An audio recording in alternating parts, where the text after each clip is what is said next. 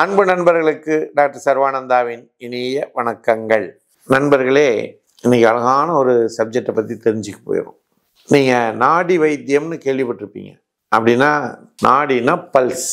அந்த இதை நம்முடைய முன்னோர்கள் அழகாக அந்த நாடியை பிடிச்சு பார்த்து ஒரு மனிதனுக்கு என்ன நோய் இருக்கிறது, ஒரு பெண் கர்ப்பமுற்றிருக்கிறாளா இல்லையா அப்படிங்கிற பல பிரச்சனைகளை கண்டுபிடிச்சு சொல்லுவாங்க.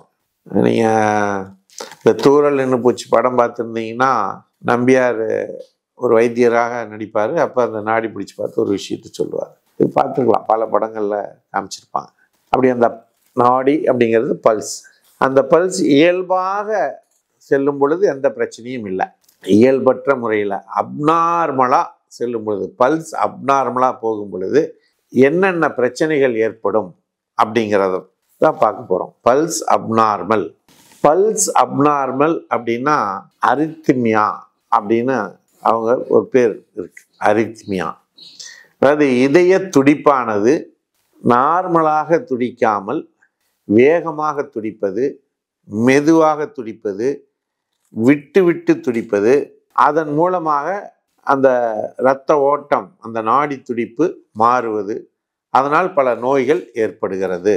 இதுதான் அப்நார்மல் பல்ஸில் நமக்கு கிடைக்கிற விஷயங்கள். அதனால பல பிரச்சனைகள் உடல்ல ஏற்படுகிறது அப்படிங்கிறத பார்ப்போம். இர்ரெகுலர் ஹார்ட் பீட் 1, பால்பிட்டேஷன்ஸ் 2, தலை சுற்றல் 3, மயக்கம் 4, சோர்வு, டயர்ட்னஸ், வீக்னஸ், அப்புறம் செஸ்ட் பெயின். இப்படி அந்த இயல்பற்ற முறையிலே நாடி துடிப்பதினாலே ஏற்படக்கூடியது.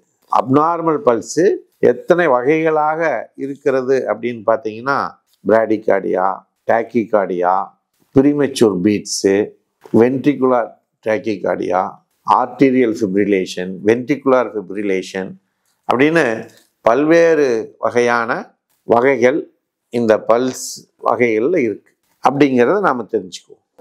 காரணங்கள் என்னன்னு பார்த்தீங்கன்னா, இதய நோய்கள், மருந்துகள், பழக்க வழக்கங்கள், மன அழுத்தம், கவலை, இதெல்லாம் காரணங்களாக வருகிறது. சரிங்களா? சரி, இதய நோய்கள்னா என்ன?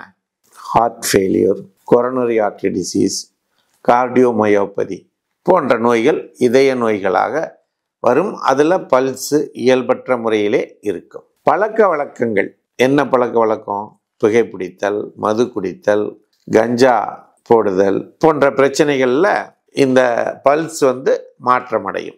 மற்ற நோய்கள் தைராய்டு, ஸ்லீப்லெஸ்னஸ்ஸு, இதனால் பல்ஸு மாற்றங்கள் ஏற்படும். இப்போ நீங்கள் சாப்பிட்ற மாத்திரை மருந்துகளில் பல்ஸ் ஆல்ட்ரேஷன், நார்மலாக இருக்கிற பல்ஸு அப்நார்மலாக உங்களுக்கு வேலை செய்ய ஆரம்பிச்சிடும்.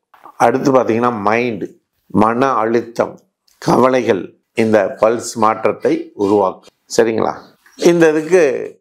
இந்த அப்நார்மல் பல்ஸை கண்டுபிடிப்பதற்கு ஒன்று நல்ல சித்த மருத்துவர்கள், ஆயுர்வேத மருத்துவர்கள், ஹோமியோபதி மருத்துவர்கள், அலோபதி மருத்துவர்கள், இவங்க எல்லாருமே நாட்டு வைத்தியர்கள் இந்த நாடி பிடிச்சு பார்த்து கண்டுபிடிச்சிடுறாங்க. ஒன்று இசிஜி பார்க்கலாம், எக்கோகிராம் பார்க்கலாம், ஸ்ட்ரெஸ் டெஸ்ட் பார்க்கலாம், லைஃப் ஸ்டைல் சேஞ்சஸ், இதையெல்லாம் வச்சு இந்த அப்நார்மல் பல்ஸு ஏற்படுவதற்குரிய வழிவகைகளை தெரிந்து கொள்ளலாம்.